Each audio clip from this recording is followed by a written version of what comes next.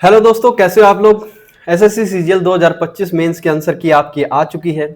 क्या रहा आपका स्कोर, आप बताएं। आज हम करेंगे सारा का सारा सीजीएल मेंस के पेपर का पूरा एनालिसिस। ठीक है, फुल पेपर एनालिसिस हम करने वाले हैं। आप बताइए आपके कितने मार्क्स बने, या फिर कंप्यूटर ने आपकी बखिया उधेड़ दी है। मेरे को तो लगता है यही है, क्योंकि बहुत सारे भाइयों की बहनों की बखिया उधेड़ी जा चुकी है। आप बताइए क्या चल रहा है। मैं आपको एक सजेशन देना चाहूंगा अगले पेपर के लिए, कि आप कुछ भी पढ़ रहे हैं लेकिन है ना, कंप्यूटर थोड़ा सा और डीप में पढ़ना पड़ेगा। आज आपके लिए रात को कल ही आई है, तो आज ही हम इसका डिटेल्ड एनालिसिस करने वाले हैं। आज ये जुड़ जाइए हमारे साथ। बिना ज़्यादा टाइम वेस्ट किए आपका करता हूं मैं अपनी स्क्रीन को छोटी, और पेपर का एनालिसिस स्टार्ट। देखिए, सीजीएल मेंस 2025, क्या बात है जी, क्या बात है। पेपर बहुत अच्छा बना रखा था। फर्स्ट क्वेश्चन से स्टार्टिंग करते हैं। क्वेश्चन कह रहा है जी, a set of n values x1 x2 xn तक has a standard deviation 5। Standard deviation बताओ उन्हीं वैल्यूज की अगर सारों में से 7 घटा दिया।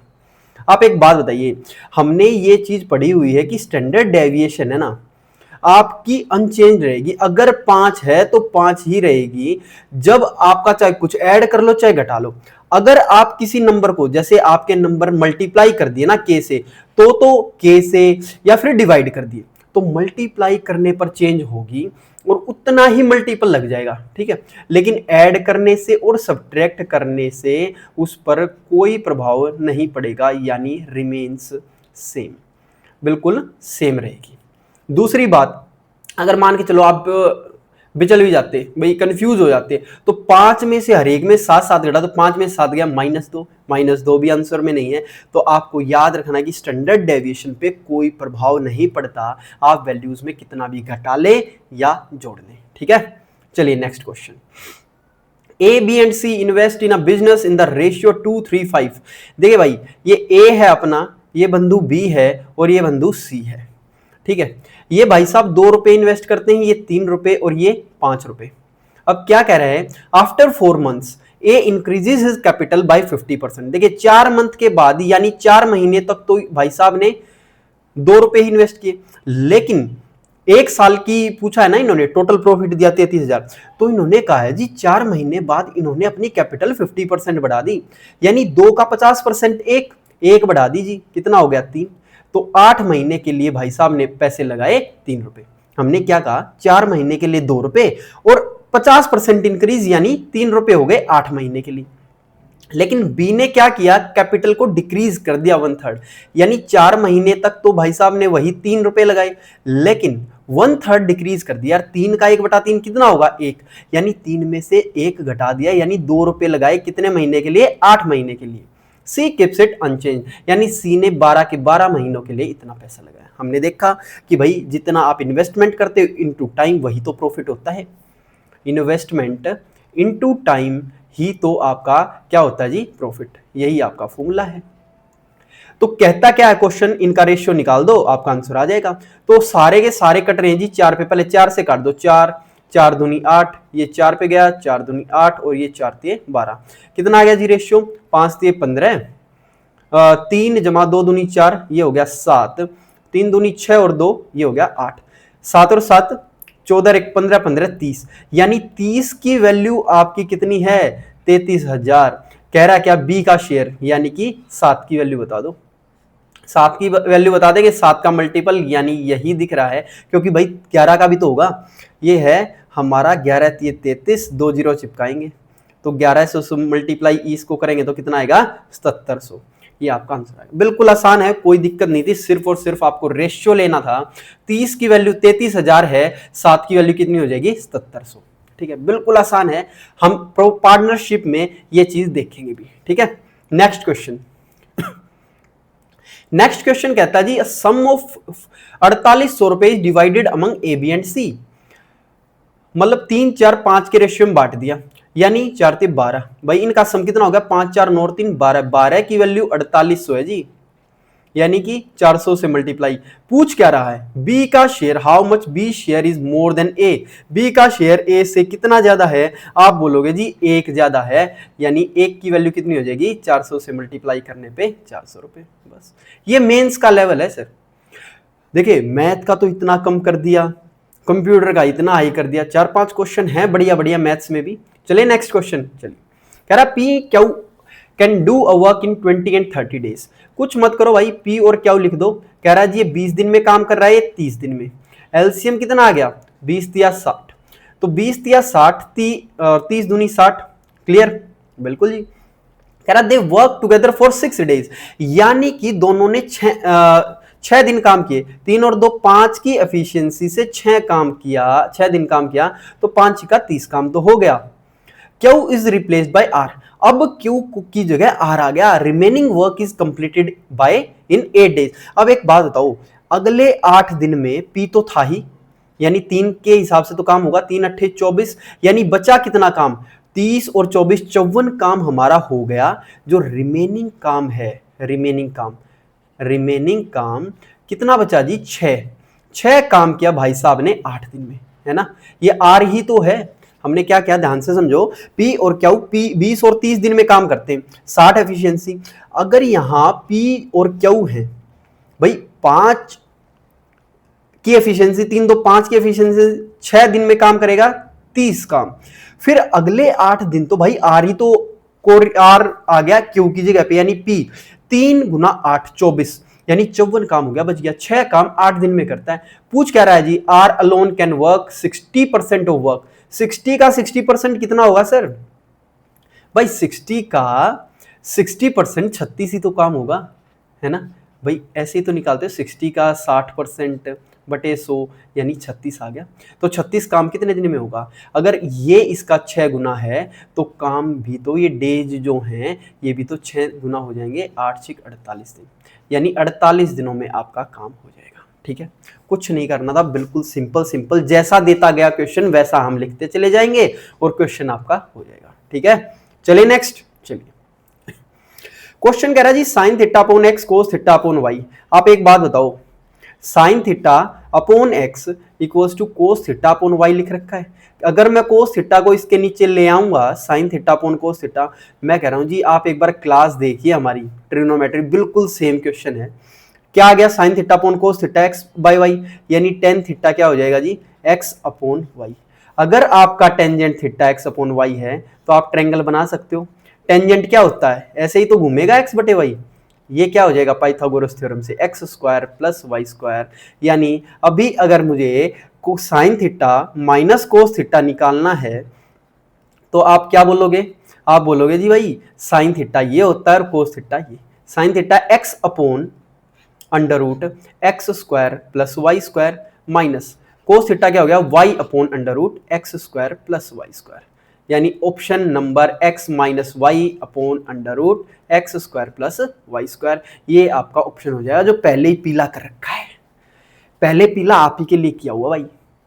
ठीक है, कुछ नहीं था क्वेश्चन में, सिर्फ टेन थीटा की वैल्यू आ गई, आपने ट्रायंगल बना ली और आंसर में पुट कर दिया, बस दैट्स इट, और कुछ था ही नहीं। बाकी ना समझ में आए तो एक बार भाई दोबारा करके देखो, या फिर है ना एक बार ट्रिग्नोमेट्री की इतनी भाई 10-11 क्लासेस लगा रखी है पूरी की पूरी, उसमें से छोटा सा सवाल फंसा है। ठीक है, करो आप जम के। बाकी एक जिद सिलेक्शन बैच है अभी आपके यूट्यूब चैनल पे आया हुआ है, आप देखिए, आप ही के लिए वो। ठीक है, चलो नेक्स्ट क्वेश्चन, नोट ना किया तो थोड़ा सा बैक कर लो यार। क्वेश्चन कह रहा है जी at what rate of interest will 15,625 amounts to rupees 19,683 in 1.5 years compounded half yearly. दोस्तों एक बात बता दो छोटी सी, आप अगर मेरे को कंपाउंडेड हाफ ईयरली करना है, यानी कि आधे आधे साल के कितने हिस्से बनेंगे 1.5 साल में, आप बोलोगे भाई 6-6 मंथ के ना, आधे आधे साल के 3 हिस्से बनेंगे, है ना। यानी अगर हम सोचना चाहें तो 3 साल हो गए, और 3 साल के लिए क्या आपको पता है आपको क्या करना होता है, आप बोलोगे जी 15,625 से कोई चीज 19,683 हो गई, तो इसका क्या करना था 1/3 क्यूब रूट करना था। क्यूब रूट क्यों किया, क्योंकि 3 हिस्से बने 3 साल, है ना, 3 साल तो इसलिए लिए ना क्योंकि 3 पार्ट बन गए हाफ हाफ ईयर के। ठीक है, आप बताओ ये नीचे वाला तो 25 का क्यूब है कि नहीं, आ गया, लेकिन ऊपर वाला 25 से बड़ा ही होगा। और आप कहोगे 6 6 36, 6 के आखिर में 6 ही आएगा, 7 27 लिख दूं तो 7 का क्यूब तो 343, यानी आखिर में 3 आएगा। ठीक है, ये आ गया जी 27/25। आप ये बताइए रेट कितने का लगा, हम कहेंगे जी 2 बढ़ा है 2, 25 पे 2 बढ़ा है, रेट कितना आ गया 25 पे 2 बढ़ा है कितने पे, 100 पे, हम कहेंगे जी 25 चौके 100 यानी 8%। अभी भी आपने लेकिन आंसर नहीं लगाना है, ये आया 6 मंथ्स का रेट, 6 मंथ्स का रेट 8% है। अगर आप पर एनम का रेट लगाना चाहोगे तो भाई 1 साल का तो 16% हो जाएगा, यानी ऐसे ही तो करते हैं, यानी हाफ ईयरली वाले सवाल में आपका टाइम डबल हो जाता है लेकिन रेट आधा। अब ये आधा रेट अगर 8% है तो पूरा रेट 16% होगा। करवा रखे भाई कंपाउंड इंटरेस्ट, जो कि बिल्कुल चोमू इंटरेस्ट बना के पढ़ाया था आपको। ठीक है, चले आगे, चलिए क्वेश्चन कह रहा है जी, if the marks scored by the students in a class test are out of 50 then find the median. देखिए मीडियन क्या होता है, ध्यान से समझना है। मीडियन होता है जी बिल्कुल बीच वाली स्थिति, और जब ऑप्शंस आपके बिल्कुल दूर दूर होना तो आपने क्या करना है, आप बोलोगे जी फ्रीक्वेंसी ना लगभग सेम सेम बटी हुई है और बीच वाली स्थिति आएगी जी यहां, है ना, बीच वाली क्लास ये है और बीच वाली क्लास अगर ये है तो 20 से 30 के बीच में ही तो आएगा आपका मीडियन, और 20 से 30 में आंसर कौन सा, सिर्फ और सिर्फ 23.3। आप है ना देखते के साथ आप लगा सकते थे मीडियन क्या होता है जी, मीडियन होता है बिल्कुल बीच वाला। लेकिन फिर भी आपको समझ में नहीं आया तो कैसे करेंगे, ध्यान से समझो। आप लगाएंगे फॉर्मूला CF, फॉर्मूला होता है जी मीडियन का, median equals to L plus N/2 minus CF minus upon F into H, यही होता है या नहीं, एक बार बता देना भाई कहीं गलत ना हो जाए। आप बोलोगे भाई CF हो गया ये 5, 8 और 5 13, ये ऐसे जुड़ता है 8 और 5 13, फिर 13 और 6 जुड़ेगा, ये आ गया 19, 19 और 6 फिर 25, और 25 और 5 ये आ जाएगा 30, यानी कि इन सभी का टोटल आपका कितना हो जाएगा 30। ये होती है आपकी n की वैल्यू। अब CF माइनस कैसे निकाल लेंगे, ध्यान से समझना है। हम कहेंगे भाई साहब n/2 क्या होगा, n/2 हो गया जी 30/2 यानी 15, तो जो 15 से एक जस्ट ऊपर है वो होता है CF, 15 से जस्ट ऊपर कौन सा हो गया ये, और ये वाली लाइन पकड़नी है आपने।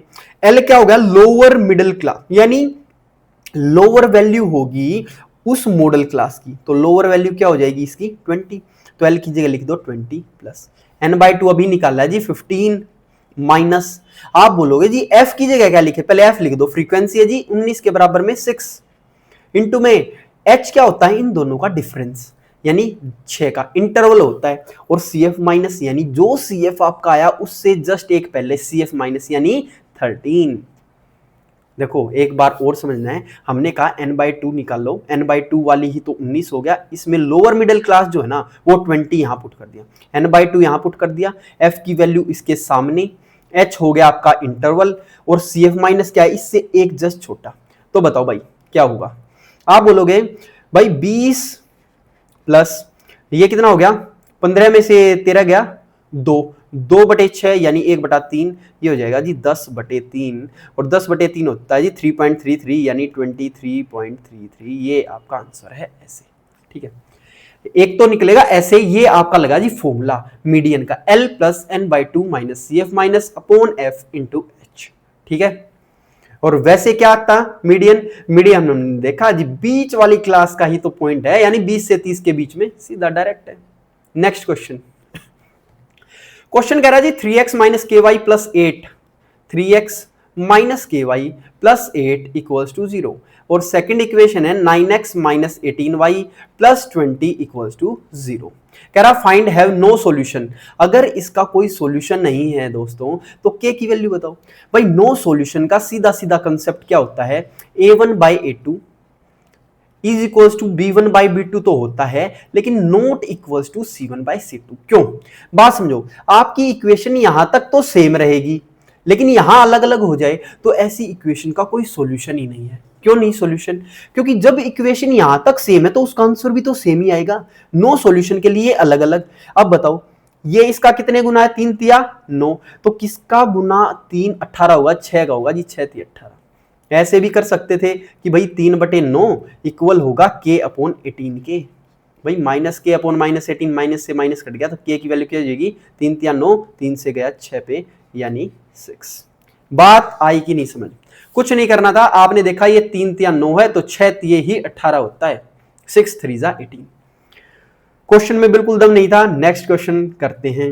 ये आ गया, बहुत बढ़िया क्वेश्चन भाई, बहुत बढ़िया क्वेश्चन, तालियां। क्वेश्चन क्या कह रहा है? A hemispherical tank is full of water. देखो भाई ये हेमिस्फेरिकल टैंक है आपका, ठीक है, ये बना दिया हमने हेमिस्फेरिकल टैंक। कह रहा है it is connected to a pipe that empties it at a rate of 7 litres per second. एक सेकंड में 7 लीटर पानी को कम करती है। यहां से एक पाइप जोड़ रखी है जो निकालती होगी, ठीक है। How much approximate time will it take to empty half the tank. Tank को आधा करने में कितना टाइम लेगी? आप एक बात बताओ, हम यही तो कहेंगे ना भाई भाई हेमिस्फेरिकल है, स्फेरिकल कितना होता है जी?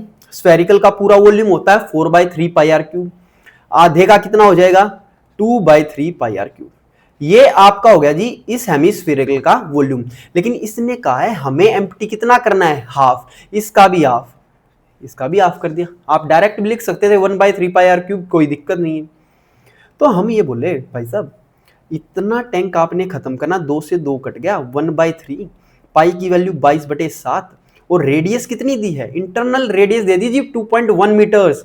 2.1 मीटर्स को क्या आप 2.1 का क्यूब करेंगे तो 2.1 इंटू 2.1 करेंगे, ठीक है जी। अब ये क्या आ गया? मीटर है तो मीटर का क्यूब, बिल्कुल आ गया जी मीटर क्यूब। अब आपको ये देखना कितने लीटर पानी था। लीटर पानी अगर देखने के लिए हमें पता लगा कि 1 मीटर क्यूब तो 1000 लीटर के बराबर है, तो क्या इस मीटर क्यूब की जगह, क्या इस मीटर क्यूब की जगह दोस्तों हम ये लिख सकते हैं 1000 लीटर गुना 1000, लिख दिया जी, 1000 लीटर आ गया। अब इतना पानी आपको निकालना है।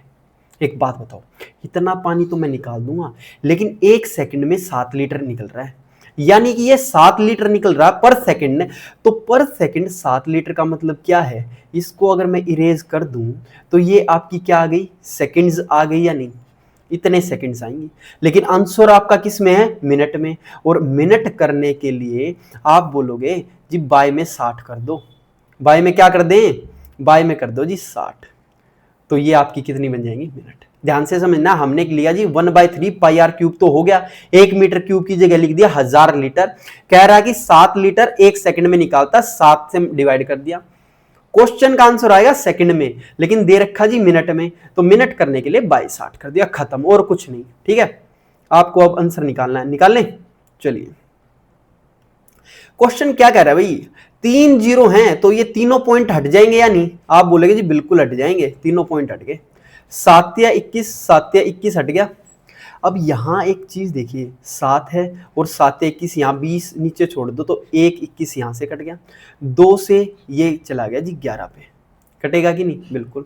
अब 11 को 21 से मल्टीप्लाई करो और 10 से डिवाइड करो। मैं कहूंगा जी देखो 11/10 लगभग 1 के बराबर है, 21 मिनट के आसपास आंसर है, और 21 मिनट के आसपास आंसर सिर्फ यही है, और तो सारे दूर दूर हैं। या फिर करके देख सकते हो 11 एकम 11, 11 दूनी 22, 22 और 1 23, 23/10 यानी कि 23.1 मिनट आ गई, और ये आसपास किसके है? 23 के। दैट्स इट, और कुछ करना ही नहीं था, ठीक है। क्वेश्चन को आपने समझना है कि भाई हेमिस्फेरिकल अगर बाउल है तो उसकी वॉल्यूम कितनी होती है। ये है अर्थमेटिक में एडवांस का तड़का। आपकी चली हुई है भाई साहब रेशियो एंड प्रोपोर्शन अभी जिदे सिलेक्शन बैच में, और अलजेब्रा आपका चल रहा है एडवांस में, बिल्कुल फ्री ऑफ कॉस्ट है, इसी चैनल पे देखते रहिए। क्वेश्चन कह रहा है height of a pyramid is 8 metre, ठीक है जी, हाइट दे दी 8 मीटर।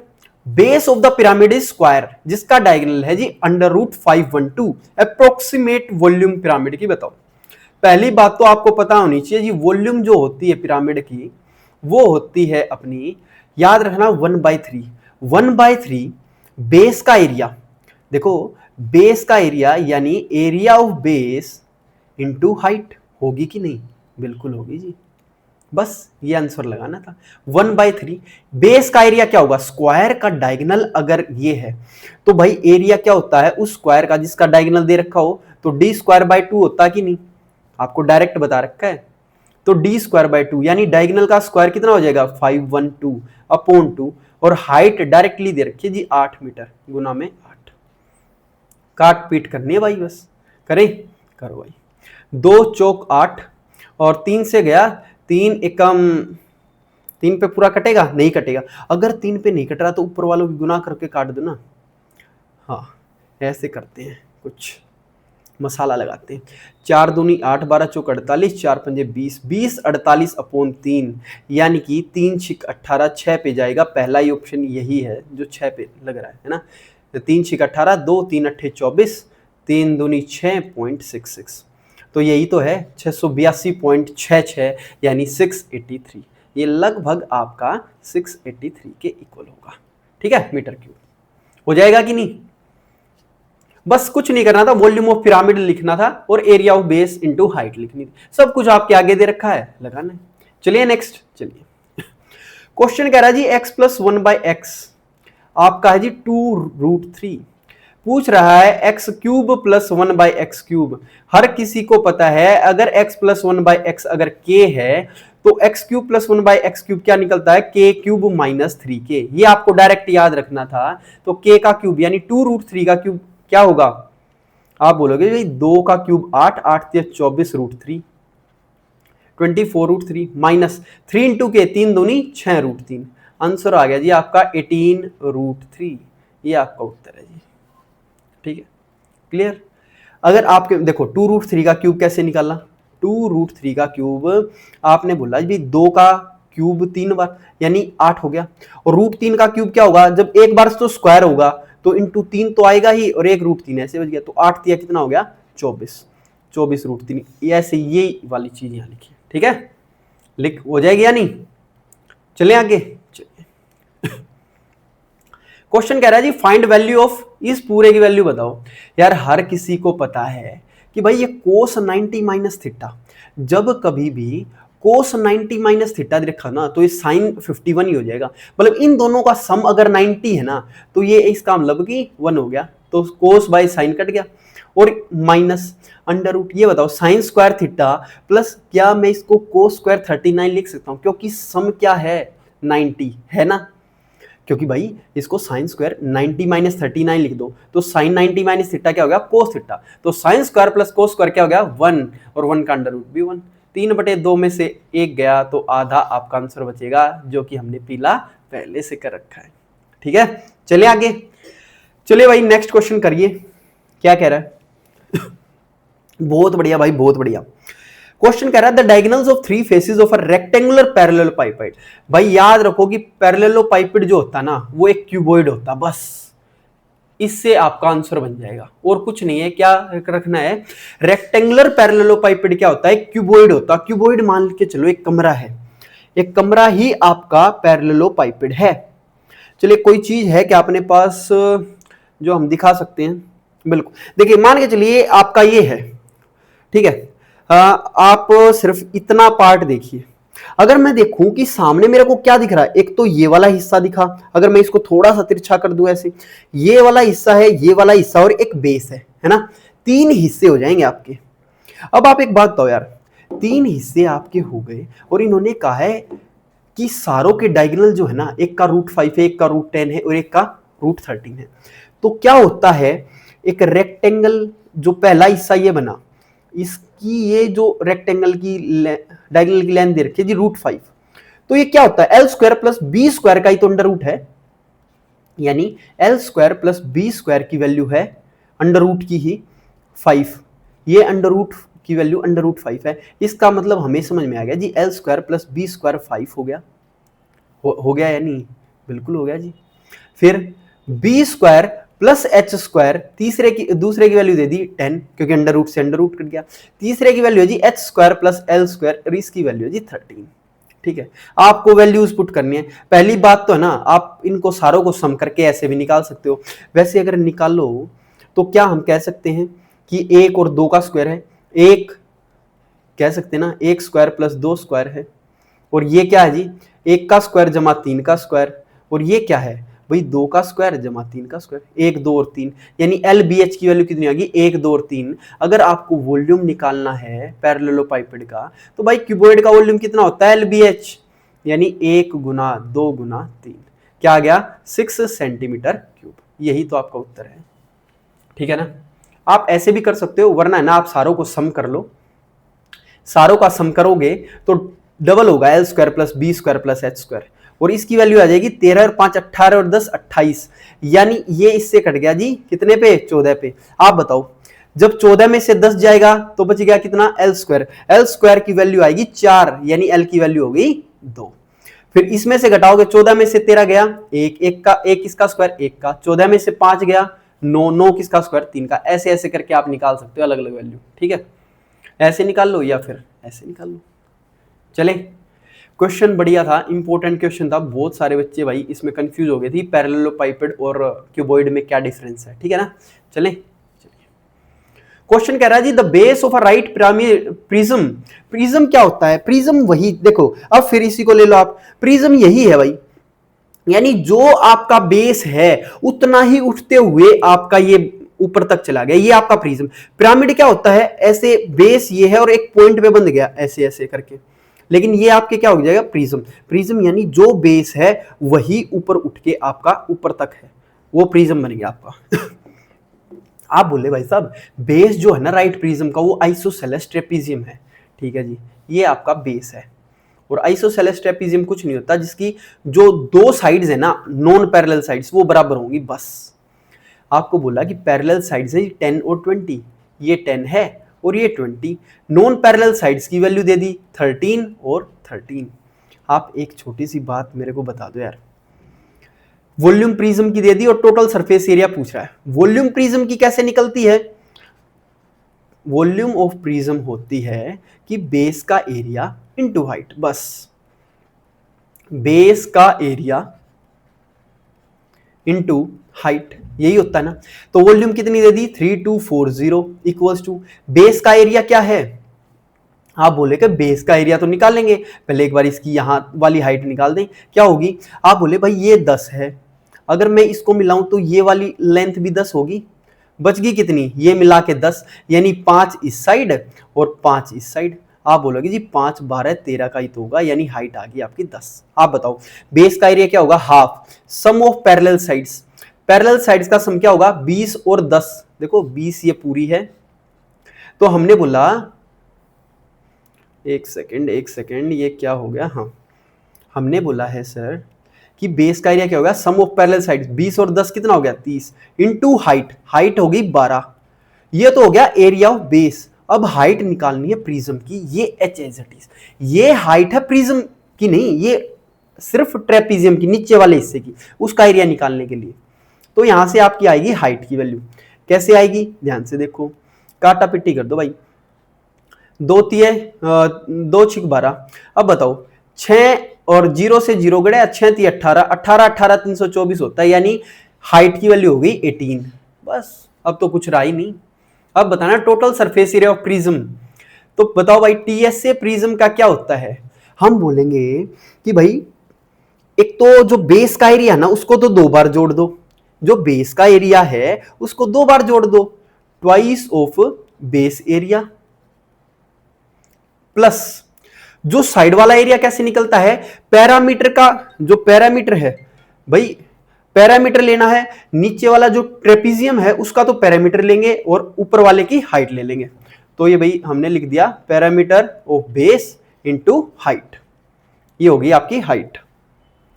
फिर हम कहेंगे भाई साहब 2 इंटू बेस का एरिया, बेस का एरिया भी निकाला था हाफ 30 इंटू 12, तो ये आया था 6 3 18 180, ठीक है, प्लस पैरामीटर ऑफ बेस क्या होगा, सारों का सम जब आप करोगे 20 और 10 30, 30 और ये 26 हो गया जी 56 इंटू हाइट, हाइट कैसे निकालते हैं, हाइट अभी बताई है दोस्तों, हाइट अभी आई ना 18 18 आ गई। आप बताओ कैसे करोगे इसको, सम करना है तो मैं कहूंगा अगर लास्ट डिजिट निकाल दे तो 8 6 48 यहां से आएगा और 0 यहां से आएगा, लास्ट की डिजिट 8 आएगी और लास्ट की डिजिट 8 सिर्फ एक ही ऑप्शन में है, ये उत्तर। ये तो आप सोल्व कर भी सकते हो, कोई बड़ी बात है नहीं, लेकिन मैं तो कहूंगा कि आप लास्ट डिजिट कॉन्सेप्ट लगा के देखो। 8 छिक 48, 8 और 0 8 ही तो आएगा। ठीक है, ये आसान क्वेश्चन था, बिल्कुल आसान क्वेश्चन वाली श्रेणी में रखेंगे इसको, कोई मुश्किल नहीं है। बस आपने क्या किया, हाइट निकाल ली प्रिज्म की, हाइट निकाल ली। हाइट निकालने के बाद टीएस से कैसे निकाला भाई, double of base area plus parameter का बेस का तो पैरामीटर इनटू हाइट, बस। चलिए नेक्स्ट क्वेश्चन कह रहा है sphere of radius 21 is cut into 8 identical pieces by making 3 mutually perpendicular cuts through its center, find the total surface area of each piece। देखो कुछ नहीं करना आपको ना, एक चीज ध्यान रखनी है, मैं एक चीज बता देता हूं आपको, जो बताएंगे आपको जब हम मेंसुरेशन 3D करेंगे ना, उसमें बताएंगे। क्या कहता क्वेश्चन, ध्यान से समझो। जब आपको स्फीयर को 3 बराबर हिस्सों में बांटना है ना, तो ऐसे कटता है। मतलब कैसे, मैं बताता हूँ। जैसे आपके पास ना कोई गोल चीज है, गोल चीज है क्या अपने पास, जैसे मान के चलो ये है गोल चीज, ठीक है, ये गोल चीज है, एक यहां से लगाएंगे कट, एक यहां से लगाएंगे और एक सामने से ऐसे लगा देंगे। तो क्या होगा, आप एक चीज समझो, आप एक चीज कैसे समझोगे, ध्यान रखना है। हम बोलेंगे एक कट मारा, जैसे आपने एक कट बीच में से मार दिया, एक फुटबॉल है, फुटबॉल के बीच से एक कट मार दिया, तो आप क्या बोलोगे, आप बोलोगे भाई 4πr² तो उसका टीएस से है ही, है ना, टोटल सरफेस एरिया निकालना है तो 4πr तो पूरी बॉल का है ही। एक कट मारने से 2 सर्कल बनेंगे, एक ऊपर वाले पे एक नीचे वाले पे, यानी 2πr²। यानी कहने का मतलब है एक कट मारने से अगर 2 सर्कल बने हैं तो 3 कट मारने से कितने सर्कल बन जाएंगे जी, 3 कट मारने से 6 सर्कल बनेंगे। क्या बोला, ध्यान से समझो। हमने बोला कि भाई साहब एक पूरे का तो सरफेस एरिया कितना हो गया, 4πr², ठीक है, हो गया। और एक कट मारने से अगर 2 सर्कल बन रहे हैं तो 3 कट मारने से 3 सर्कल बनेंगे, बिल्कुल बनेंगे, यानी 6πr²। अब ये आएगा पूरे का एरिया, जो भी पार्ट्स हैं जितने भी, लेकिन इन्होंने पूछा सरफेस एरिया एक पीस का बताना है। यार एक बात बताओ, एक पीस का सरफेस एरिया 8 पीस है तो 1/8 होगा कि नहीं, ये बस आपने सीधा सीधा याद रखना और कुछ नहीं। एक बार और बताएंगे भाई, स्फीयर का एरिया कितना हो गया, 4πr²। एक कट मारने पे 2 सर्कल, 3 कट मारने पे 6 सर्कल, यानी 6πr² एरिया हो गया। अब ये हो गया टोटल का सरफेस एरिया, 1/8 से मल्टीप्लाई कर रहा तो ये क्या आ गया, एक पीस का सरफेस एरिया, यानी कि 10πr²/8, 10πr²/8। भाई 10/8 कितना हो गया, 5/4। पाई की वैल्यू एज इट इज रखनी है, आर रेडियस दे रखी है 21, तो 21 × 21, दैट्स इट। हमने बोला भाई 21 × 21 441, 441 की 5 से मल्टीप्लाई करोगे, 5 एकम 5, 5 चौका 20, 2 5 चौका 20 और 2 22, 220/4 पाई, यानी 4 पंजे 20, 4 पंजे 20 और 4 एकम 4.25 पाई सेंटीमीटर स्क्वायर। ये ही आपका आंसर आएगा कि नहीं, बिल्कुल आएगा। बस इंपॉर्टेंट यही है, आपको ये चीजें पता होनी चाहिए, और ये हम मेंसुरेशन 3D में बिल्कुल डीप तरीके से एक एक चीज करेंगे, ठीक है, अपने जिद ए सिलेक्शन बैच में। नोट कर लो भाई, ये बैच अब की बार आपको सिलेक्शन दिलवाएगा ही दिलवाएगा। नेक्स्ट क्वेश्चन आपकी स्क्रीन पर क्वेश्चन कह रहा है मार्क्स ऑब्टेन्ड बाय 9 स्टूडेंट्स, कह रहा है मोड ऑफ द मार्क्स बताओ, number of students scoring above average बताओ। तो मोड कैसे निकालेंगे, मोड होता है जी बहुलक। हमने क्या बोला, मोड क्या होता है, बहुलक। बहुलक यानी जो बहुत बार आए, बहुत बार तो भाई हमारा 7 दिख रहा है, 7 आ रहा है जी 3 बार, यानी मोड कितना हो गया जी 7, मोड तो 7 होगा ही, तो ये ऑप्शन और ये ऑप्शन तो हो ही नहीं सकते। अब नंबर ऑफ स्टूडेंट्स बताने जो स्कोर कर रहे हैं अबव एवरेज, एवरेज क्या होगा, सारों को जोड़ के बाय में 9 लिख देंगे क्योंकि 9 स्टूडेंट्स हैं। देखो सारों को जोड़ो भाई, 8 और 5 13 और 7 20, 9 29, 6 35 और 7 42, 8 50, 50 और 7 57, 67 हो गया। 67/9 करोगे तो 9 7 63, 7 पॉइंट समथिंग आएगा, यानी 7 पॉइंट समथिंग से ऊपर कौन कौन सा डाटा है, वही तो आपका आंसर है। तो एक तो ये हो गया 8 9 8 10, 4 नंबर्स हैं, 4 टर्म्स हैं, 4 स्टूडेंट्स हैं जो आपके 7 पॉइंट से समथिंग ऊपर है, तो हम बोलेंगे भाई आंसर ये आ जाएगा, क्योंकि ये वाला भी नहीं हो सकता। ठीक है, number of students scoring above average क्या आ गया 4। ये है भाई हमारा मेंस का लेवल मैथ्स का। ठीक है, क्वेश्चन नंबर 17। क्वेश्चन कह रहा है जी, base of the right pyramid is an equilateral triangle with side 10 centimetre और वर्टिकल हाइट दे दी आपकी 24। वॉल्यूम ऑफ द पिरामिड बताओ। कोई बात नहीं, अभी बताई थी वॉल्यूम ऑफ पिरामिड। भाई पिरामिड में कुछ नहीं करना होता, बस 1/3 याद रखना आपको।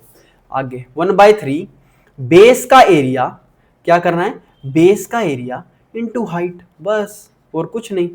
तो 1/3 बेस का एरिया क्या होगा आप बताओ। इक्विलेटरल ट्रायंगल है तो उसका एरिया क्या होता है, √3/4 साइड का स्क्वायर। साइड कितनी है 10, तो 10 का स्क्वायर क्या हो गया 100 इंटू हाइट क्या दे दीजिए, हाइट दे दी 24। बस क्वेश्चन ही खत्म हो गया। कैसे खत्म हुआ भाई, 4 से काटोगे 6 पे, 4 × 12, 12 से कट गया 2 पे, यानी 200√3 आ गया या नहीं, दिख रहा है कहीं, बिल्कुल ये रहा 200√3 सेंटीमीटर।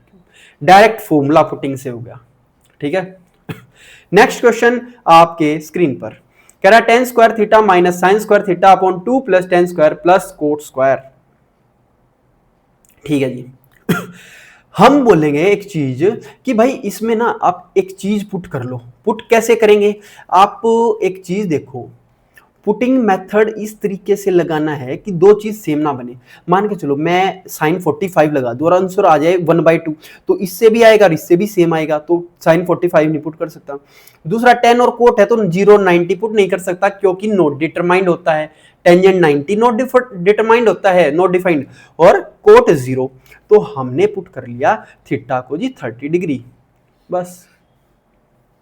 तो tan स्क्वायर 30, आप एक बात बताओ, यहां लिखेंगे tan square 30 minus sine square 30 upon 2 plus, ये आपको लिखने की जरूरत नहीं है, आपके लिए लिख के बता रहा हूं, आपने सीधी वैल्यू पुट करनी है, कोट स्क्वायर 30।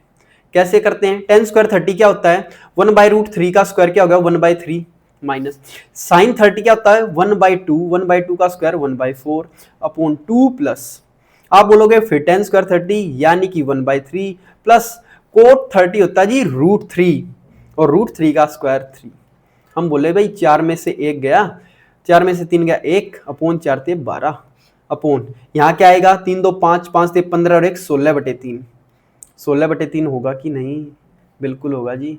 आप बोलोगे भाई साहब ये यहाँ आएगा, ये ऊपर गया, यानी 3/12 × 16 यानी 3 चौक 12। आपने बोला जी 1/16 चौके 64। कौन से पे आ रहा वो बता दो बस। हमने कहा जी साइन 6 की थीटा, साइन की पावर 6 30 डिग्री लिखेंगे, साइन 30 कितना होता है 1/2 और 1/2 की पावर 6 ही 1/64 होती है, और किसी में होता ही नहीं, तो आंसर यही वाला हो गया, पीले वाला। और देख लो पुट करके होगा क्या, नहीं होगा, सीकेंड 6 भी नहीं होगा, क्योंकि सीकेंड तो इसलिए नहीं हो सकता क्योंकि ये 2 का उल्टा होता है। ठीक है, चलो एक बार इसको ना चार्ज लगा देता हूं मैं, ऊपर मैसेज आ रहा है कि भाई साहब चार्ज लगा दो मुझे, मेरी जान निकल गई है ना। जान नहीं निकलनी चाहिए भाई। हमने थीटा 30 पुट कर दिया, देखो 090 पुट नहीं कर सकते थे, 45 इसलिए नहीं कर सकते थे क्योंकि दो ऑप्शन सेम हो जाते अगर 1/2 आंसर आ जाता तो, है ना। चलो नेक्स्ट क्वेश्चन कह रहा है expenditure of a company on 5 heads is 3, 5, 7, 11। कह रहा है 3, 5, 7, 11 और आखिरी वाले का पता नहीं है। ये आपका A, B, C, D और ये आपका E है। ठीक है, कोई दिक्कत वाली बात नहीं है। अगली लाइन बोलता है जी एक्सपेंडिचर जो है ना E पे वो equal to arithmetic mean of expenditure of A and D है, यानी A और D का जो एक्सपेंडिचर है, आप बताओ A और D का एक्सपेंडिचर कितना है, 11 और 3 14, 14 का अर्थमेटिक क्या होगा मीन 14/2 7, तो इसकी वैल्यू आ गई 7, बस दैट्स इट। भाई अर्थमेटिक मीन कैसे निकालते हैं, 2 का, 2 को जोड़ो और आधे से 2 से डिवाइड कर दो तो 7 आ गया। कह रहा है if the expenditure of C exceeds that on B, भाई सी का बी से एक्सीड करके कितना आया 18,000, वैसे कितना एक्सीड कर रहा है 2, 2 की वैल्यू भाई ने 18,000 लिखी है, यानी 9,000 का से मल्टीप्लाई। कह रहा है टोटल एक्सपेंडिचर बताओ, बता देंगे जी, अभी बता देंगे।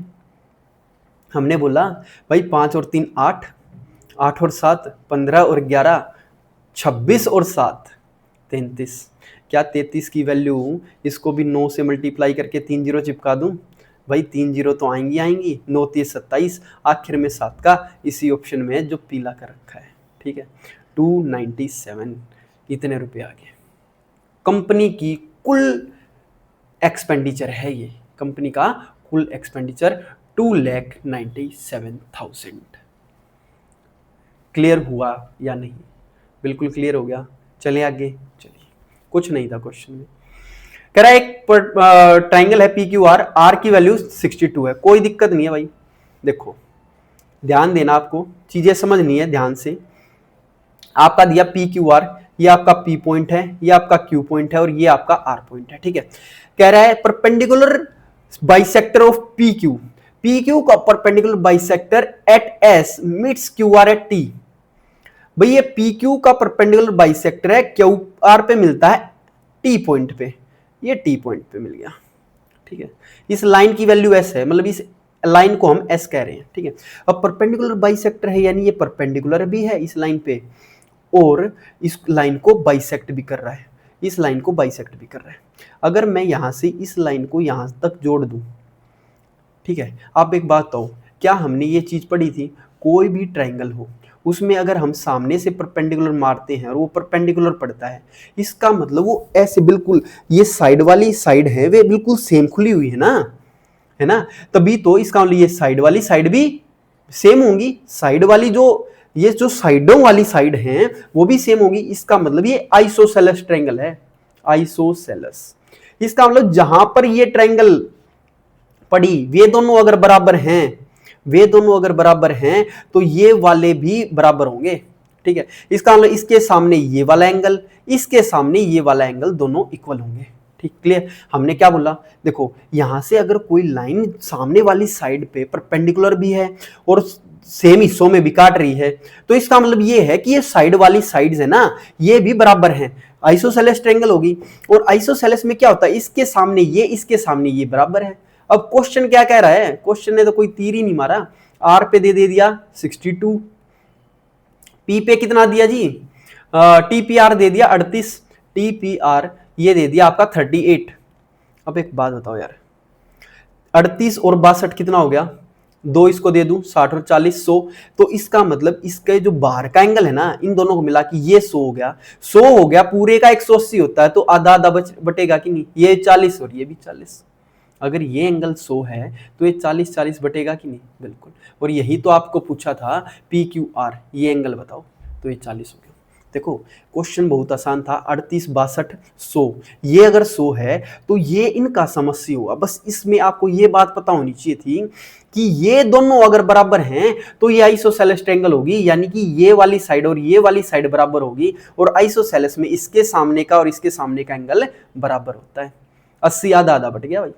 इंपॉर्टेंट क्वेश्चन है, कोई दिक्कत वाली बात नहीं है। नेक्स्ट क्वेश्चन आपकी स्क्रीन पर क्या कह रहा है, ध्यान से समझो भाई, कुछ नहीं है भाई। 0.1667 भाई 16.67 लेते तो ये तो होता है जी 1/6। ठीक है, 83.33 क्या होता है भाई? हम बोलेंगे 16 पंजे 80, एक तरीके से 5/6। क्योंकि एक बात बताओ यार, 100 में से 16.66 घटाएंगे तो 83.66, यानी 1/6, एक में से 1/6 गया, 5/6 आया। और ये 33.33 क्या होता है? 1/3 अपॉन, ये हमने दो पॉइंट सारों के आगे शिफ्ट किया, कोई दिक्कत नहीं है। अब बताओ 0.111 क्या होता है? 11.11 होता है, 1/9, तो ये 2/9 हो गया। 66.67 क्या होता है? 2/3 है ना, 1/3 होता है 33.33, ये हो गया 0.66, ये 2/3 और ये 12.5% होता है जी 1/8। बस क्वेश्चन खत्म। करें सोल्व, करिए। कहां से क्या कट सकता है? कहां से क्या कट सकता है? काटो भाई, 2 दूनी 4, 4 से 4 दूनी 8, ये कट गया। ये चीजें जाएगी यहाँ, ये जाएंगी यहाँ, यानी अगर आप लिखो भाई 9 3 2 ऊपर चला जाएगा। देखो 5 गुना 9 3 2, और यहाँ नीचे लिख दो 6 6 3, कोई दिक्कत नहीं है, वहां भी काट सकते थे, कोई दिक्कत वाली बात है नहीं। इससे ऐसे करके, लेकिन हम ऐसे काट लेते हैं क्योंकि फिर कंफ्यूजन नहीं होगी, ठीक है। तो आप बोले भाई साहब 3 से 3 दूनी 6 से 3 दूनी 6 गया, और इससे 3 से 3 पे गया 3 दूनी 6, 5/2 होता है जी आपका 2.5, 2.5। यही तो पीला कर रखा है आपको, ठीक है। लेकिन कई बालकों का आंसर आ रहा था जी 0.25, ये नहीं लगाना भाई, ठीक है। आपको बस इनका परसेंटेज याद होना चाहिए। Next chapter ratio and proportion के बाद हम परसेंटेज ही करेंगे, और परसेंटेज में ये सारी चीजें आपको बताएंगे, सारे के सारी चीजें याद करवाएंगे, टिप्स पे करवा देंगे भाई, ठीक है। चलिए नेक्स्ट, चलिए क्वेश्चन कह रहा है in a right angle triangle ABC the angle at B is 90 degree. भाई बी पे एंगल दे दिया 90 डिग्री, बी पे ये एंगल है 90 डिग्री, ए है, बी है और सी है। दोस्तों कोई दिक्कत वाली बात नहीं है। कह रहा है ए बी 6 है और बी सी आपकी 8 है। अगर ये 6 है ये 8 है तो ये 10 होगी कि नहीं? बिल्कुल होगी। कह रहा है डिस्टेंस बताओ सेंट्रोइड ऑर्थो सेंटर का। ऑर्थो सेंटर तो ये होता है यार, सेंट्रोइड यहां बनेगा तो इसका मतलब ये सामने वाली साइड को 2 बराबर हिस्सों में बांटेगा। सेंट्रोइड है तो सेंट्रोइड तो ये होता है जी। इन दोनों के बीच का डिस्टेंस बताना है। मैं कहूंगा जी ये 5 होगा, ये 5 होगा, तो ये पूरा भी तो 5 होगा ही नहीं? बिल्कुल होता है, ये सारी चीजें सेम होती हैं। फिर हम बोलेंगे भाई साहब सेंट्रोइड 2 और 1 में बंटता है, यानी 5 को जब आप 2 और 1 में बांटोगे यानी 2/3 हिस्सा है। देखो क्या बोला हमने, जो ये 5 का ये 2/3 हिस्सा ही तो है, यानी 5 दूनी 10/3। ये आपका आंसर आ जाएगा। क्लियर की नहीं? हमने बोला भाई 10 का आधा 5 5, और ये भी 5, और 5 का 2/3 हिस्सा ये है और 1/3 ये है। पूछा तो यही है डिस्टेंस भाई, ऑर्थो सेंटर और आपके सेंट्रोइड के बीच का डिस्टेंस, बस कुछ था ही नहीं। नेक्स्ट क्वेश्चन क्या कह रहा है? क्वेश्चन कह रहा है rectangle is such that it's area is 48, area 48 है, पैरामीटर कुछ भी है। If a rhombus is formed by joining the mid points of the sides of the rectangle, area बताओ रोम्बस का। देखो भाई एक चीज अगर आप अपने दिमाग में सोचो कि मैंने बोला भाई ये रेक्टेंगल है हमारी, अगर मैं इनके मिड पॉइंट्स को जोड़ दूं, अगर आप मिड पॉइंट्स को जोड़ देते हैं ना तो आपको ये चीज दिख रही है, जितना अगर मैं बीच में से एक लाइन मार दूं, यहां से भी एक लाइन मार दें, तो ये एरिया जितना उतना ये है, जितना ये उतना ये, जितना ये उतना ये, और ये भी बिल्कुल सेम होगा। यानी जितना एरिया बाहर है उतना ही अंदर है। यानी टोटल का एरिया अगर 8 है तो रोम्बस का 4 है ना। तो अगर पूरे का एरिया 48 है तो रोम्बस का एरिया कितना होगा? उसका आधा। 48 का आधा कितना होता है जी? 24 सेंटीमीटर स्क्वायर। ये आप सीधा दिमाग में भी कर सकते थे, ये बना के इसलिए बताया क्योंकि देखो रोम्बस जो रेक्टेंगल है, रेक्टेंगल के सारे मिड पॉइंटों को जब आप जोड़ोगे तो अंदर जो चीज बनेगी वो एरिया आधा, और अंदर भी आधा और बाहर भी आधा। तो 48 में 24 बाहर रहेगा और 24 अंदर रहेगा, ठीक है ना। चलिए क्वेश्चन ने कहा if a code of a circle subtends an angle 60 degree at the circumference. मान के चलो ये आपका सर्कल है, सर्कल आ गया, ठीक है। सर्कल पे बोला 60 डिग्री बनाए कोड ने। भाई ये हमारी कोड है, और कोड जो है ना सर्कल पे बना रही है अपना एंगल 60 डिग्री। अब आप क्या ये बात जानते हैं, अगर सर्कल का कोड का पॉइंट वहां 60 बना रहा है तो यहाँ 120 बनाएगा कि नहीं? बिल्कुल 120 बनाएगा। अगर ये 120 है और ये साइड्स तो बराबर होती हैं, यानी ये कितना बच गया 30, ये कितना बच गया 30, क्योंकि तीनों का सम 120, तो 120 60 60 आधा आधा बच गया, बट गया, ठीक है। अब आप एक बात बताओ छोटी सी यार, क्या आपने ये वाली ट्रायंगल पढ़ी है 120 30 और 30 वाली? इसमें आपको याद होना चाहिए 30 के सामने एक, 30 के सामने एक, और 120 के सामने √3, तो 1 1 √3 होता है। क्वेश्चन पूछ रहा है कि भाई ये बताओ रेशियो रेडियस का टू द लेंथ। रेडियस है आपकी 1 और लेंथ ऑफ कोड कितनी है? √3, तो 1:√3 आ गया बस। भाई रेडियस और लेंथ ऑफ कोड, रेडियस इज टू लेंथ का रेशियो क्या आ गया आपका? 1:√3। उसके लिए आपको ये वाली चीज पता होनी चाहिए, ठीक है। हो जाएगा, कोई दिक्कत वाली बात ही नहीं, हो जाएगा कि नहीं? हाँ अगर मान के चलो ना नहीं आता तो वो मैं आपको बता देता हूं। आप बोलोगे भाई कोई भी साइड होती है ना ट्रायंगल की, साइड होती है ए अपॉन साइन एंगल। जैसे आपकी ये साइड है ए अपॉन साइन 30, फिर बी अपॉन दूसरा आएगा, देखो ए अपॉन इसके सामने साइन 30, बी अपॉन ये साइन 30, और ये सी अपॉन क्या आएगा, सी अपॉन साइन 120। ठीक है, साइन 30 क्या होता है 1/2, ए अपॉन 1/2, बी अपॉन फिर से 1/2, और सी अपॉन साइन 120, साइन 120 साइन 60 होता है यानी √3/2, तो 1/2 2 2 कट गया, और ये आ गया ए बी सी का रेशियो आपका 1 1 √3 ऐसे आता है, कोई दिक्कत वाली बात नहीं है। तो ये 1 है, ये 1 है, ये √3। अगर मान के चलो भूल भी जाओ, एग्जाम में नहीं पता, तो आप है ना सिर्फ ऐसे ही करो, भाई इसके सामने 30 है तो ये साइन 30 होगा 1/2, ये होगा साइन 120 यानी साइन 60 √3/2, 1/2 और 1/2 कट गया, 1 और √3 आ गया आंसर। ऐसे भी कर सकते हो, इंपॉर्टेंट क्वेश्चन हो गया। ठीक है, नेक्स्ट क्वेश्चन करें क्या, चलिए क्वेश्चन नंबर 25 आपकी स्क्रीन पर, और क्वेश्चन कह रहा है 1 से 100 के बीच में वो नंबर बताओ जिनके एग्जैक्टली 3 डिवाइजर्स हैं। तो भाई देखो, हमने अब तक पढ़े थे 2 डिवाइजर्स वाले, 2 डिवाइजर जिसके होते हैं वो नंबर होता है प्राइम। ठीक है, प्राइम नंबर का एक तो 1 होता है और एक वो खुद होता है।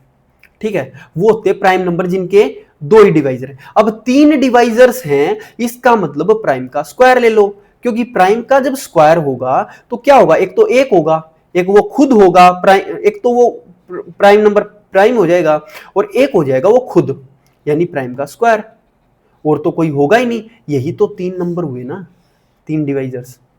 वो प्राइम होता है एक और खुद फैक्टर, और प्राइम के स्क्वायर के ये फैक्टर हो गए, यानी 1 से 100 तक के वो नंबर लेने हैं आपको जिसमें, देखो भाई हमने प्राइम नंबर लिया 2 का स्क्वायर।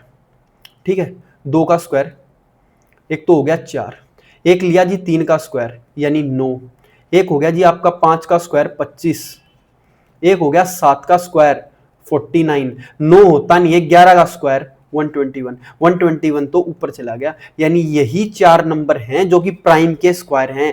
यानी अगर कोई भी क्वेश्चन आपसे पूछ ले कि जिनके एग्जैक्टली 3 डिवाइजर्स हैं, तो आप समझ जाना कि प्राइम के स्क्वायर कितने हैं उस क्वेश्चन में, उस टेबल में, उस सेट में, वही आपका आंसर है। तो 4 9 25 और 49, यही तो आंसर हो गया आपका। तो यानी सिर्फ 4 ही डिवाइजर्स ऐसे हैं जिनके डिवाइजर 3 है। ठीक है, 4 नंबर है। चलें आगे, चलिए क्वेश्चन कहता है number is chosen at random from the set, इस सेट में से चूज किया, what is the probability that the number chosen is divisible by 6 और 8 बट नॉट डिविजिबल बाय 24। एक बात बताओ, एक छोटी सी बात बताओ, अगर आप 6 और 8 से डिविजिबल करने वाले नंबर निकालते हो, हमने अगर प्रोबेबिलिटी निकालनी है तो प्रोबेबिलिटी क्या होती है, प्रोबेबिलिटी होती है जी अपॉन तो होगा टोटल 120, और ऊपर होंगे जो इस श्रेणी में आएंगे। तो 6 और 8 से होने वाले कौन से नंबर हैं भाई, 6 से कटने वाले टोटल 20 नंबर होंगे कि नहीं, बिल्कुल होंगे, क्योंकि भाई 6 से ये 120 कट रहा है 20 पे, तो 6 एकम 6 6 दूनी 12 ऐसे करते करते 120 तक 20 नंबर कटेंगे। 8 से 15 8 120 यानी 15 नंबर कटेंगे, लेकिन वो नंबर भी तो होंगे जो 6 और 8 से कटेंगे, यानी 6 और 8 24, इनका एलसीएम 24 पंजे 120, वो वाले नंबर हमने घटा दिए। अब ये नंबर वो हैं जो डिविजिबल हो रहे हैं 6 और 8 से। ठीक है, a plus B minus A intersection B, लेकिन अब इसमें से वो नंबर और घटाने हैं बट नॉट डिविजिबल बाय 24, क्योंकि इसके अंदर 24 वाले हैं, तो वो नंबर घटा देंगे 1 5 और, क्योंकि 24 से 120 पे कटेगा, 24 पंजे 120, 5 और घटेगा, तो आप बोलोगे भाई 15 में से 10 कटा 5, ये बच गया जी 25, यानी आंसर क्या आ गया 25/120। ठीक है, आंसर की में शायद है ना ये 23 लिख रखा, वो आंसर गलत है, कोई नहीं, उसके बोनस मार्क्स आपको मिल जाएंगे। ठीक है समझ में आया कि नहीं, अच्छे से समझ में आया, चलें आगे, चलिए। हाँ, कई बच्चे ना भाई ये 5 घटाना भूल गए, वो कह रहे थे भाई 20 + 15 - 5, 20 + 15 - भाई ये तो 6 और 8 है, जब खाली 6 और 8 पूछता, लेकिन इस 6 और 8 में भी वो नंबर्स हैं जो 24 वाले, ये 5 तो वो कटे हैं जो रिपीट हुए हैं 24 वाले, समझ रहे हो, 6 में भी आए 24 में, 8 में भी आए 24 वाले, वो घटे हैं, लेकिन और भी तो नंबर हैं जो 24 से 24 वाले, वो 5 हमने यहां घटा दिए। ठीक है, चलो नेक्स्ट। क्वेश्चन कह रहा है इन इक्विलेटरल ट्रायंगल में the circum centre coincides with. भाई एक इक्विलेटरल ट्रायंगल में वही तो सर्कम सेंटर होता है, वही ऑर्थो सेंटर होता है, वही सेंट्रोइड होता है। ऑर्थो सेंटर, सर्कम सेंटर, हमारा सेंट्रोइड, हमारा कुछ भी पूछ ले वही होता है। यानी सर्कम सेंटर आपका सेंट्रोइड से मैच करेगा या नहीं, जो सर्कम सेंटर है वही सेंट्रोइड है। पॉइंट आउटसाइड द सर्कल होगा नहीं क्योंकि अंदर होगा, मिड पॉइंट साइड्स का नहीं होगा क्योंकि अंदर होगा, यहां नहीं होगा। वन ऑफ द वर्टिसेस पे भी नहीं होगा क्योंकि ये तो अंदर ही होगा, तो अंदर सिर्फ सेंट्रोइड होता है। ठीक है, आसान क्वेश्चन था, बहुत ही प्यारा करवा रखा, बिल्कुल बाकायदा क्वेश्चन लिखवा रखा भाई। कौन सी चीजें कोइंसाइड करती हैं इक्विलेटरल में? सारी चीजें जो अंदर आती है। ठीक है, नेक्स्ट कह रहा जी 28th question, if the mode of the data, इसका मोड 26 है, फाइंड। आप एक बात कहो, मोड क्या होता है? मोड होता है जी बहुलक। बहुलक यानी जो बहुत बार आए। बहुत बार इस सेट में कौन सी चीज आई है? क्या a+6 और a+6 बहुत बार आया कि नहीं? तो क्या आप कह सकते हैं कि a+6 की वैल्यू 26 होगी? बिल्कुल। तो a की वैल्यू क्या आ गई? 20। यही पूछा था भाई। इतना आसान क्वेश्चन कोई देता है क्या एग्जाम में? चलिए नेक्स्ट क्वेश्चन कह रहा है गिवन टेबल है, shows the number of people in different age groups, find the mean age of the given number of people. Mean बताना है इसका। एक बात बताओ, जब ऑप्शंस है ना बहुत दूर दूर हो, कोई एक 30 की लाइन में, कोई 40 की लाइन में, कोई 50 की लाइन में है, तो आप है ना एक बार ध्यान से समझो। मैं कहूंगा जी मीन जो होगा ना, मीन एक तरीके से मीन मोड मीडियन एक जैसे ही होते हैं। मतलब जो चीज बिल्कुल बीच में होगी वही होगी। और इस लाइन का बिल्कुल बीच क्या है? इस लाइन का बिल्कुल बीच, ये हटा दिया, ये हटा दिया, बीच वाली लाइन तो ये है। यानी कि बिल्कुल बीच होगा 40 से 44, और 40 से 44 के बीच में आंसर सिर्फ यही है और कोई है भी नहीं। ये मीन हो गया। ठीक है, हो गया या नहीं?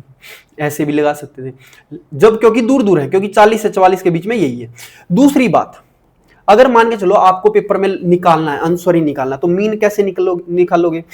मीन हम निकाल लेंगे सर जी, इनके बीच में क्या 25 और 27 के बीच में 4 का गैप है, 26 और 27, यहाँ आ गया 27, यहाँ 30 और 2 32, 35 2 37, ये 42, ये 47, ये 52 और ये हो जाएगा जी 57। इन सभी को मल्टीप्लाई करेंगे, मल्टीप्लाई करके सामने लिखेंगे और उनका जोड़ करेंगे और बटे में कर देंगे नंबर ऑफ पीपल्स कितने है ना, number of people, sorry peoples नहीं, पीपल कितने हैं। ठीक है, करें एक बार मल्टीप्लाई करो भाई, ये आएगा 270, 32 गुना 12, देखो भाई 12 दूनी 24, 2 12 तिये 36 और 2 38। अगला 8 सत्ते 56, 5 8 तिया 24 और 5 29, 5 से काटोगे 10 पे, 15 से 15 सत्ते 105, 10 हासिल हुई ना, 15 चौके 60 और 10 70, ये हो गया 520, और 15 से 15 सत्ते 15 सत्ते 105 बोल दिया क्या मैंने? 15 सत्ते 105 ही तो होता है। तो 15 सत्ते 105, 10 15 पंजे 75 और 10 85। जोड़ो भाई सारों को, 5 और 5 10, 6 और 4 10, 20, 2 हासिल आ गई। 7 2 9, 9 और 9 18 और 8 26, 27 और 2 29 और 5 34 हासिल। ये आपकी 3 लग जाएगी, 3 2 5 और 3 8 और 4 12 और 7 19, 5 24 और 8 32, 3240। देखो जी 3240 के बटे में करना था आपको। टोटल नंबर ऑफ पीपल कितने, ये कर दो, जोड़ कर दो इनका। आप बोलोगे जी 12 और 8 हो गया आपका 20 और 10, 20 और 10 30, 5 35, 15 50, 60 75, यानी 75। अब ये आपको काटना है, सिर्फ काटे। चलो देखो, वैसे तो एक बार में ही होने का था, लेकिन अब आप इतने पे जा रहे हो तो चलो करो, कोई दिक्कत नहीं है। काटो, कितने पे कटेगा भाई? 5 से काट दो ना, 5 से 5 दूनी 10, और ये कट गया 5 दूनी पे कटेंगे, 5 एकम 5, 15 पंजे 75 हो गया। ठीक है, 4 3 7 2 9, 3 पे भी काट देते, 3 पंजे 15 और 3 एकम 3, 3 अट्ठे 24, 108 दूनी आ गया आपका 216 बटे 5, 216 बटे 5 यानी 5 का 20, 5 से 15.5, तो ये आ गया 43.2। कोई दिक्कत नहीं है, आपका आ गया, ओह सॉरी 43.2। ठीक है, आप ऐसे भी कर सकते थे। वैसे मीन कैसे बताया हमने भाई, जो यहाँ से और यहाँ का भाई बिल्कुल बीच वाली श्रेणी का तो होगा, यानी 40 से 44 के बीच का होगा, दिखने से लग रहा है। एक सेकंड का। नेक्स्ट क्वेश्चन कह रहा है वीकली एक्सपेंडिचर है 5 फैमिलीज का। फैमिली ए का 250, 400, 350, डी का 500 और ये है 300। कह रहा है एवरेज एक्सपेंडिचर बताओ। एवरेज बता देंगे जी, सारों को जोड़ के बटे में 5 कर दो, क्योंकि 5 फैमिली। 250 और 350 भाई, 200 उसको दे दिया 50, तो ये बन गया 300, 300 600 और 400 1400 और 1800। 1800 को 5 से डिवाइड कर दो जी, ये आएगा 360। तो पहले का आंसर क्या आ गया 360 है, यानी डी ऑप्शन हट गया। फिर कह रहा है ये बताओ कि फैमिली स्पेंडिंग अबव एवरेज 360 से ऊपर कौन कौन सी हैं। आप बोलोगे ये तो बी है और एक डी है, बी और डी होगी, यानी ये भी ऑप्शन हट गया, बी और डी आ गया। डिफरेंस पूछ रहा है क्या, difference between highest and lowest. Highest है जी आपका 500 और लोवेस्ट है आपका 250। 250 और 500 का डिफरेंस है जी 250, यानी इसका आंसर आ गया 250। इसका आंसर था बी कोमा डी, तो 200 वाला भी हट गया, आंसर आपका ए हो गया। बस ये क्वेश्चन पेपर था, दी एंड हो गया यार। मैं कह रहा हूँ आप एक बार आइए तो जिदे सिलेक्शन बैच में, आपके भी सारे के सारे पेपर ऐसे ही होंगे।